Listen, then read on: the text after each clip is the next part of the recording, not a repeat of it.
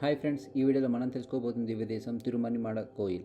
ఇది ప్రస్తుత భారతదేశంలోని తమిళనాడు రాష్ట్రంలో మేలదుతురై జిల్లాలో ఉన్నది. ఏకాదశ రుద్రులు తపస్సు చేసి ప్రార్థిస్తే వారిని కరుణిస్తూ శ్రీయపతి ఒక్కొక్కసారి ఒక్కొక్క రూపం చొప్పున 11 రూపాల్లో అవతరించిన దివ్య తిరుపతులని తిరునాంగూర్ దివ్యదేశాలంటారు.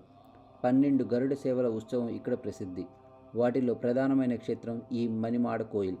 శ్రీ మాతంగీశ్వరుడని రుద్రుని కోసం నరనారాయణ పెరుమాళ్ పుండరీకవల్లితో భూదేవితో కలిసి భక్తులను ఆనందింపజేస్తాడని ఈయన్ని నందా విలక్కు పెరుమాళ్ అంటారు.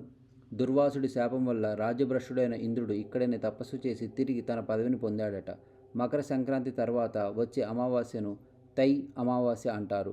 ఆనాడు తిరుమంగై ఆళ్వారు ఇక్కడి 11 దివ్యదేశాల పెరుమాళ్లను ఆహ్వానించి వారందరికీ మంగళ శాసనం చేస్తారు.